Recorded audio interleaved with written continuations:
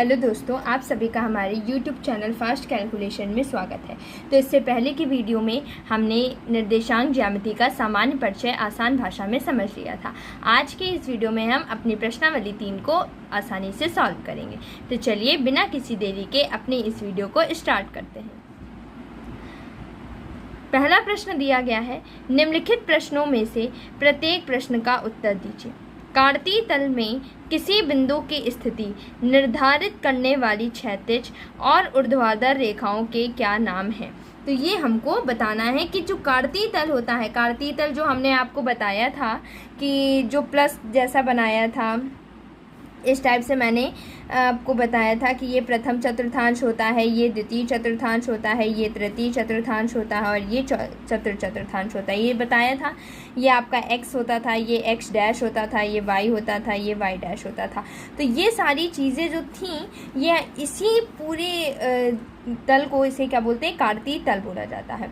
तो कार्तीय तल में किसी बिंदु की स्थिति निर्धारित करने वाली कोई भी जो बिंदु होता था वो उसको बिंदु को हम x, y के फॉर्म में लिखते थे। तो ये जो बिंदु होता है उसकी क्षैतिज और ऊर्ध्वाधर रेखाओं के नाम लिखे। तो x अक्ष पहला होता था बिंदु में, किसी भी बिंदु को लिखने के लिए हमें x की वैल्यू ज़रूरत होती थी और y की वैल्यू की ज़रूरत होती थी। तो x की वैल्यू हमें x अक्ष से मिलती थी, y की वैल्यू y अक्ष से मिलती थी। तो ये क्षैतिज और ऊर्ध्वाधर रेखाओं के नाम बताने। क्षैतिज रेखा क्या होती थी? x डैश, और ऊर्ध्वाधर रेखा क्या होती थी? y डैश, और इसी को हम क्या बोलते थे? x अक्ष, y अक्ष। तो ये सारी चीज़ें हमने बहुत डिटेल में और बहुत ही धीरे से आराम से हमने पिछले वीडियो में समझ ली थी। तो आपको अब इसका आंसर डायरेक्ट मिल गया होगा कि क्षैतिज और ऊर्ध्वाधर रेखाओं के नाम क्या हैं? x अक्ष तथा y अक्ष। ठीक है, यही इसका क्या हो जाएगा? आंसर हो जाएगा। तो केवल हमें क्षैतिज और ऊर्ध्वाधर रेखाओं के नाम बताने थे। क्षैतिज रेखा का नाम है x अक्ष और ऊर्ध्वाधर रेखा का नाम है y अक्ष। यही इसका आंसर हो जाएगा। तो चलिए अपने नेक्स्ट क्वेश्चन को सॉल्व करते हैं। नेक्स्ट क्वेश्चन में दिया गया है, इन दो रेखाओं से बने तल के प्रत्येक भाग के नाम बताइए। ये जो दो रेखाएं हैं आपकी x और y, तो इन दोनों से बने हुए जो कितने भाग हैं इसके? 1 2 3 4 भागों में बट गया है कि नहीं बट गया है पूरा का पूरा कार्तीय तल? तो ये जो तल है ये 4 भागों में बट गया। हर एक भाग का नाम बताना है इसको। चतुर्थांश, तो प्रत्येक भाग का नाम तो चतुर्थांश होता है। क्या होता है? इसका नाम क्या है? चतुर्थांश। और इसमें कौन कौन से होते हैं? एक होता है, प्रत्येक का नाम भी बताना है, तो प्रथम चतुर्थांश, द्वितीय चतुर्थांश, द्वितीय चतुर्थांश, तृतीय चतुर्थांश, तृतीय चतुर्थांश और चतुर्थ चतुर्थांश। यही तो होते थे इस भाग के नाम, चतुर्थ चतुर्थांश। बस यही हमारा क्या हो जाएगा? इस क्वेश्चन का आंसर हो जाएगा। तो चलिए अपने नेक्स्ट क्वेश्चन को सॉल्व करते हैं। नेक्स्ट क्वेश्चन में क्या दिया गया है? नेक्स्ट क्वेश्चन में बोला जा रहा है, उन बिंदुओं का नाम बताइए जहां ये दोनों रेखाएं प्रतिच्छेदित करती हैं। तो उस बिंदु का नाम बताना है जहां ये दोनों रेखाएं प्रतिच्छेदित करती हैं। देखिए कहाँ पर प्रतिच्छेदित कर रही हैं ये दोनों रेखाएं। ये दोनों रेखाएं देखिए, ये x डैश और y डैश एक दूसरे को इस बिंदु पर प्रतिच्छेद करती थी ना। तो जल्दी से याद करिए, ये बिंदु हमने क्या बताया था? इस बिंदु का नाम बताया था मूल बिंदु। तो हमको अपने मूल बिंदु के बारे में पूछा जा रहा है, तो उसी का नाम हम लिख देंगे कि उस बिंदु का नाम बताइए जहाँ दोनों रेखाएं प्रतिच्छेदित करती हैं। उसको क्या बोलते हैं? मूल बिंदु बोला जाता है। और इसके निर्देशांक भी हमने आपको बताए थे, क्या होते थे? 0, 0। ठीक है, तो यही हमारा क्या हो जाएगा? इसके निर्देशांक हो जाएंगे, मूल बिंदु। यही इसका आंसर हो जाएगा। तो चलिए अपने नेक्स्ट क्वेश्चन को सॉल्व। हमारे क्वेश्चन नंबर 2 में दिया गया है, बी के निर्देशांक बताइए, सी के निर्देशांक बताइए और इस निर्देशांक -3, -5 द्वारा पहचाना गया बिंदु। इस टाइप के क्वेश्चन हमें दिए गए हैं और इसमें आपको एक फिगर भी दिया गया है, जो कि ये आपका क्वेश्चन में फिगर दिया गया है। ठीक है, तो हमें क्या करना है? हमें इस फिगर की मदद से आपको ये सारे बिंदु, डी के निर्देशांक बिंदु, बी के निर्देशांक बिंदु, एम के निर्देशांक, तो इन सभी निर्देशांक की वैल्यू को बताना है। तो सबसे पहले हमसे क्या पूछा गया है कि बिंदु बी के निर्देशांक बताइए। तो अपने हम चित्र में देख लेते हैं और देखते हैं कि बिंदु बी कहाँ है। देखिए ये बिंदु बी दिया गया है, तो इस बिंदु बी के निर्देशांक क्या होंगे। किसी के भी निर्देशांक लिखने के लिए हम सबसे पहले x की वैल्यू लिखते हैं, फिर y की वैल्यू लिखते हैं, ऐसा ही तो करते हैं। तो बताइए b के पास जाइए, तो b में x की तरफ बढ़िए। पहले तो निर्देशांक लिखने के लिए पहले हमें x के पास जाना होता है, ये हमारी x एक्सिस रेखा होती है। तो हम पहले b के लिए हम x के पास जाएंगे, x के पास गए तो कितना मिला हमें, -5 मिला। -5 मिला या नहीं मिला, -4 -5 -6। तो b के पास x की वैल्यू क्या मिली, -5 मिली। तो हम अपने यहाँ पर क्या लिख देते हैं, -5। निर्देशांक लिखना है ना, तो पहले x की वैल्यू लिखो।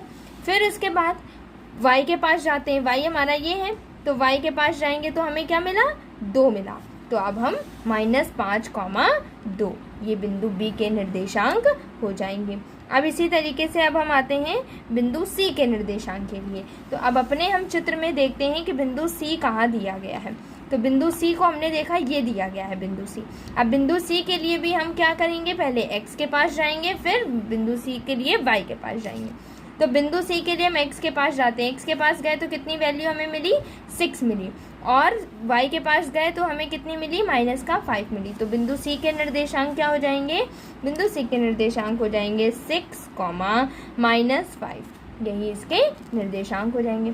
फिर देखते हैं अगले प्रश्न में क्या दिया गया, निर्देशांक -3, -5 द्वारा पहचाना गया बिंदु बताइए। तो सबसे पहले हमें ये बताना है कि -3, -5 किस चतुर्थांश में होगा। तो बताइए -3 -5, x की भी वैल्यू माइनस की है, y की भी वैल्यू माइनस की है। तो देखिए x की वैल्यू माइनस की और y की वैल्यू माइनस की कहाँ पर है, ये भी x की वैल्यू माइनस की, y की वैल्यू माइनस की यहाँ पर होती है, यहाँ पर होती है। तो बताइए ये हमारा तृतीय चतुर्थांश है कि नहीं है, प्रथम है, ये द्वितीय, तृतीय, चतुर्थ। तो ये तृतीय चतुर्थांश में एक ऐसा चतुर्थांश है जिसमें x की भी वैल्यू माइनस, y की भी वैल्यू माइनस होती है।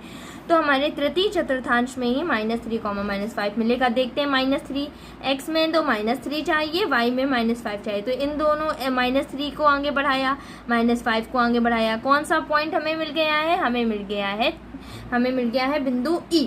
तो -3, -5 द्वारा पहचाना गया बिंदु क्या है, बिंदु E है। बिंदु E के तो निर्देशांक है, देखिए बिंदु E के निर्देशांक क्या है, E में x की तरफ जाएंगे तो -3 मिलेगा, -5 मिलेगा। y की तरफ जाने पर तो -3, -5 ये क्या हो जाएंगे, बिंदु E के निर्देशांक। तो इस -3, -5 निर्देशांक को किस बिंदु से दिखाया गया है, ये हमारा दिखाया गया है बिंदु E से। तो अब अपना अगला प्रश्न देख लेते हैं। अपने अगले प्रश्न में क्या दिया गया है, 2, -4 द्वारा पहचाना गया बिंदु बताइए। जैसे कि हमने -3, -5 के लिए किया था, वैसे ही हम 2, -4 के लिए करेंगे। तो 2 क्या है, x की वैल्यू है, y क्या है, 4 क्या है, y की वैल्यू है। तो प्लस x की वैल्यू प्लस में दी गई है, y की वैल्यू माइनस में दी गई। तो प्लस माइनस किसका साइन होता है, चतुर्थांश का। तो 2, -4 कहाँ मिलेगा, चतुर्थांश में। तो देखिए x में हमें 2 जाना है, 2 गए, और y में हमें -4 जाना है, -4 गए। तो ये दोनों को जब आगे बढ़ाया तो किस बिंदु पर मिले, बिंदु G पर मिले। तो ये हमारा कौन सा बिंदु हो जाएगा, बिंदु G हो जाएगा। सिंपल, बहुत सिंपल क्वेश्चन है, केवल कॉन्सेप्ट एक बार समझने की देरी है तो हमारा सारे आंसर आ जाएंगे। ये बिंदु G के द्वारा पहचाना गया बिंदु है। अब हम क्या करेंगे, अपने नेक्स्ट क्वेश्चन को देखते हैं। तो देख लेते हैं कि हमें बिंदु D का भुज कैसे बताना है। ठीक है, तो अब हमें नेक्स्ट क्वेश्चन में बिंदु D का भुज बताना है। तो D का भुज कैसे बताया जाएगा, देखिए पहले तो पॉइंट देखिए D है।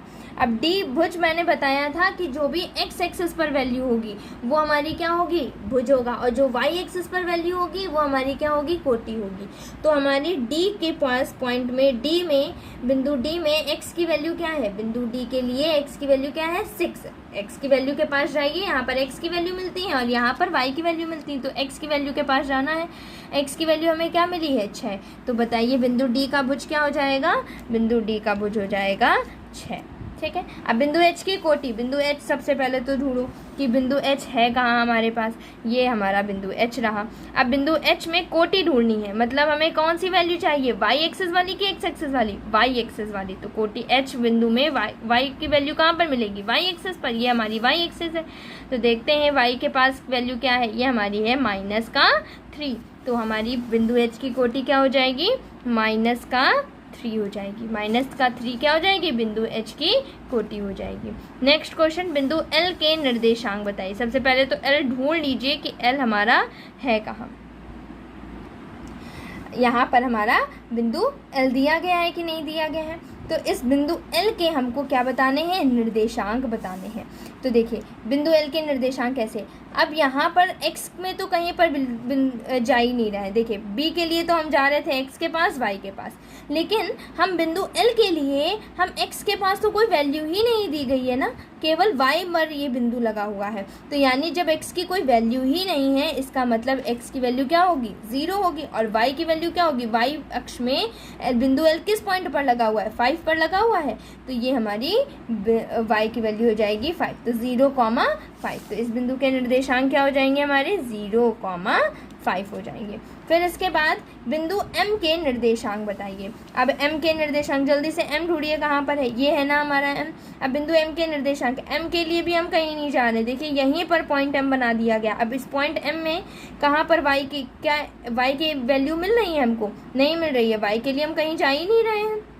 ये जो लाइन है ये तो बिंदु E के लिए है, M के लिए नहीं। तो M के लिए हम y पर नहीं जा रहे हैं, यानी y की वैल्यू होगी ही नहीं। जब y की वैल्यू कुछ नहीं होगी मतलब 0 होगी। और x की वैल्यू किस पॉइंट पर, x के किस पॉइंट पर बिंदु M को दर्शाया गया है, -3 पर। तो -3,0 क्या हो जाएगा, बिंदु M के निर्देशांक हो जाएंगे, -3,0 हो जाएगा। तो ये y एक्सिस पर ये x एक्सिस पर होगा यानी x अक्ष पर, और ये y अक्ष पर होगा क्योंकि इसमें y की वैल्यू दी गई है, x की वैल्यू 0 है, और यहाँ y की वैल्यू 0 है, x की वैल्यू दी गई है, तो ये x अक्ष पर होगा। जिसकी वैल्यू दी गई उसी अक्ष पर है, x की वैल्यू दी गई x अक्ष पर है, y की वैल्यू दी गई है y अक्ष पर है। y अक्ष पर होगा तो यानी y की वैल्यू दी जाएगी, x 0 होगा। x अक्ष पर होगा तो x की वैल्यू दी जाएगी, y 0 होगा। तो ये हमारा क्वेश्चन नंबर 2 है। चलिए अब इसके नेक्स्ट क्वेश्चन को सॉल्व कर लेते हैं। क्वेश्चन नंबर 3 में दिया गया है, किस चतुर्थांश में या किस अक्ष पर बिंदु -2,4, 3,-1, -1,0, 1,2 और -3,-5 स्थित है। कार्तीय तल पर इनका स्थान निर्धारित कीजिए। तो सबसे पहले तो हम निर्देशांक बता लेते हैं कि ये जो पॉइंट दिए गए हैं कौन कौन से दिए गए हैं, -2,4, 3,-1, -1,0, 1,2 और -3,-5। ये जो भी पॉइंट हैं हमारे, ये हमारे पॉइंट किस चतुर्थांश में दिए गए हैं। तो -2,4, तो बताइए x की वैल्यू माइनस में, y की वैल्यू प्लस में, तो माइनस प्लस किस चतुर्थांश का साइन होता था। मैंने इंट्रोडक्शन वाले वीडियो में, परिचय वाले वीडियो में आपको इन सभी के साइन लर्न करने का तरीका बताया था और बताया था कैसे लर्न किया जाएगा। ये बहुत इंपॉर्टेंट है, ये सारी चीज़ें मैंने पहले ही बता दिया था। तो माइनस प्लस किस चतुर्थांश में होगा, द्वितीय चतुर्थांश में, द्वितीय चतुर्थांश में होगा या नहीं होगा। अब उसके बाद 3,-1, x की वैल्यू प्लस में, y की वैल्यू माइनस में, यानी प्लस माइनस किस चतुर्थांश में होगा, प्लस माइनस, यानी x की वैल्यू प्लस में और y माइनस में कब होता है, जब वो चतुर्थांश में होता है। किस चतुर्थांश में, चतुर्थांश में।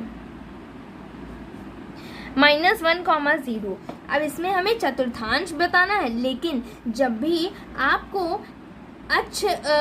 आपको किसी एक की वैल्यू यानी x की वैल्यू या y की वैल्यू 0 दी गई हो, तो आपको हमेशा अक्ष में बताना होता है वो किस अक्ष में होगा, x अक्ष में होगा या y अक्ष में होगा।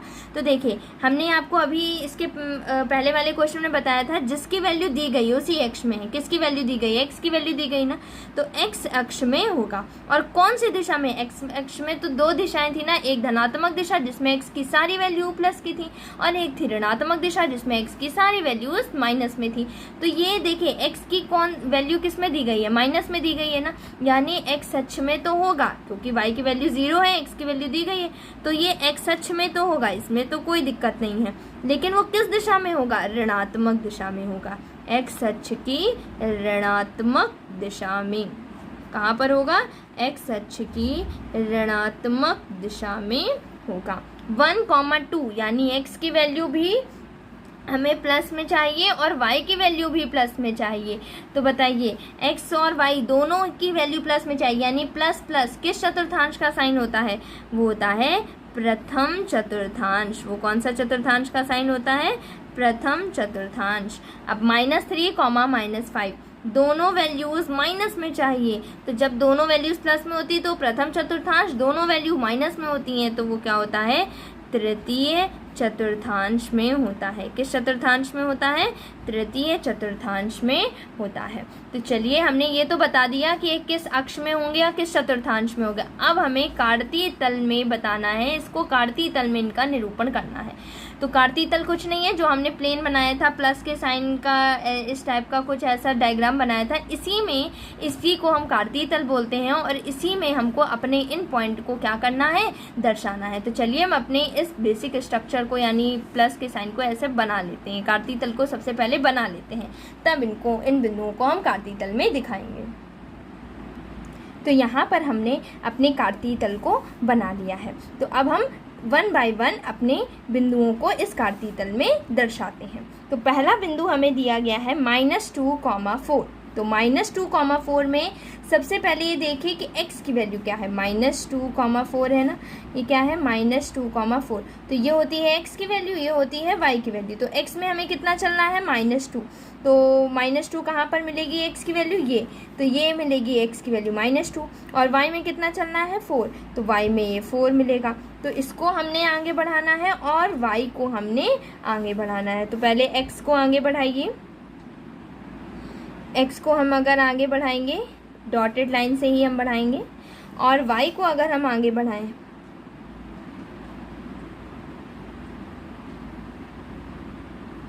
y को हम आगे बढ़ा रहे हैं, तो ये कहाँ पर कट रहा है? इस पॉइंट पर कट रहा है या नहीं कट रहा है? तो ये हमारा क्या हो जाएगा? -2, 4 हो जाएगा या नहीं हो जाएगा? अब अपने अगले क्वेश्चन को देखते हैं। 3, -1। तो 3, -1 कहाँ पर होगा? x की वैल्यू हमें 3 चाहिए, तो x की वैल्यू हमें क्या चाहिए? 3, 3, अगला बिंदु है। तो 3, -1 को में हमारी x की वैल्यू क्या है? 3 है और y की वैल्यू क्या है? -1 है। तो अब हमें x में कितना चलना है? 3। ये हमारी x है, x में हमने 3 चलना है और y में कितना चलना है? -1। तो y की निगेटिव वैल्यू नीचे की तरफ आना पड़ेगा, अगर पॉजिटिव होती तो ऊपर की तरफ जाते, तो नीचे की तरफ आएंगे हम। तो हम क्या करेंगे? अपना x अक्ष के y अक्ष के समांतर रेखा खींची और ये हमने x अक्ष के समांतर रेखा खींच देनी है। अगर हम खींचेंगे तो यहाँ पर आप डॉटेड लाइन कर लीजिएगा, जिस बिंदु पर काटेगी तो यही क्या हो जाएगा? 3, -1 हो जाएगा। ठीक है, तो चलिए अपने नेक्स्ट बिंदु को दर्शाते हैं। -1, 0 ये कहाँ पर होगा? ये देखिए y की वैल्यू 0 है ना, तो मतलब y के पास तो जाना ही नहीं है, x के पास हमें जाना है। और x में कहाँ पर जाना है? -1 के पास जाना है। ये x में -1 यहाँ पर है क्या? नहीं है। तो ये पॉइंट क्या हो जाएगा? -1, 0। y के पास तो हमें जाना ही नहीं है, y में तो 0 चलना है, लेकिन x में चलना है -1, 0। अब हमारा अगला बिंदु है 1, 2। 1, 2 का मतलब है कि x में 1 चलिए, y में 2 चलिए। तो हम क्या करेंगे? x में 1 चलने के लिए, अब ये हमारा 1 है तो 1 में हम y अक्ष के समांतर रेखा खींचेंगे और एक हम x अक्ष के समांतर रेखा खींचेंगे। तो ये हमारा 1 चले, यहाँ पर 2 चले, तो यहाँ पर जिस भी बिंदु पर ये दोनों रेखाएं काटेंगी यही हमारा क्या हो जाएगा? 1, 2 हो जाएगा। अगला बिंदु दिया गया है -3, -5। अब ये हमारा कहाँ पर होगा? x अक्ष में -3 चलिए, ये है हमारा -3, y अक्ष में -5 चलिए, ये हमारा -5 है। तो -3 के लिए हम y अक्ष के समांतर जाएंगे और -5 के लिए हम x अक्ष के समांतर जाएंगे। तो ऐसा करते हैं, -3 के लिए हम y अक्ष के समांतर चलते हैं, ऐसे चला। फिर उसके बाद आपको डॉटेड लाइन लेनी है, मैं यहाँ पर ऐसे लाइन स्ट्रेट लाइन ले रही हूँ। ये हमने यहाँ पर चले, यहाँ पर जिस भी पॉइंट पर ये दोनों पॉइंट मिलेंगे तो ये क्या हो जाएगा? -3, -5 हमें पॉइंट मिल जाएगा। तो इसी तरीके से हम अपने कार्तीय तल में इन सभी बिंदुओं को निरूपित कर सकते हैं। तो यही हमारी इस क्वेश्चन नंबर 3 का कंप्लीट सॉल्यूशन है। तो चलिए अपने नेक्स्ट क्वेश्चन को सॉल्व करते हैं। तो हमारे क्वेश्चन नंबर 4 में ये x की वैल्यूज़ दी गई हैं और क्वेश्चन y की वैल्यूज़ दी गई हैं। तो सिंपली आपको, जैसे हमने क्वेश्चन नंबर 3 को किया था, अपने कार्तीय तल में हमने निरूपित किया था ना, तो कार्तीय तल में इनको भी निरूपित करना है आपको। तो जैसे x की वैल्यू है यानी -2,8, दूसरा पॉइंट क्या हो जाएगा -1,7, तीसरा 0,-1.25 और चौथा हो जाएगा 1,3 और फिर उसके बाद हो जाएगा 3, -1। तो हमें क्या करना है, इसमें इन्हीं पॉइंट्स को अपने कार्तीय तल में दर्शाना है। तो सिंपली इसे आप स्वयं करेंगे, ठीक है, क्योंकि इससे ये क्या हो जाएगा, ये आपका प्रैक्टिस क्वेश्चन हो जाएगा कि आपको अगर समझ में नहीं आया होगा तो आप हमसे कमेंट सेक्शन में अपने डाउट को पूछ सकते हैं। और अगर आप ये खुद से करेंगे तो आपके अंदर भी कॉन्फिडेंट आएगा कि हाँ हमें क्वेश्चन समझ में आ गया और अच्छे से आप कर पाएंगे। तो ये क्वेश्चन आपके लिए होमवर्क क्वेश्चन है। मैंने आपको बता दिया -2,8 इन सभी बिंदुओं को सिंपल केवल कार्तीय तल में इसी तरीके से दर्शाना है और इसमें और कुछ भी नहीं करना है। फिर भी अगर आपको इससे रिलेटेड कोई भी डाउट हो तो आप हमसे कमेंट सेक्शन में पूछ सकते हैं। अगर आपको ये वीडियो अच्छा लगा हो तो आप हमारे चैनल फास्ट कैलकुलेशन को लाइक करें, शेयर करें और सब्सक्राइब करें ताकि आगे आने वाले सारे नोटिफिकेशन सबसे पहले आप तक पहुंच सकें। Thank you.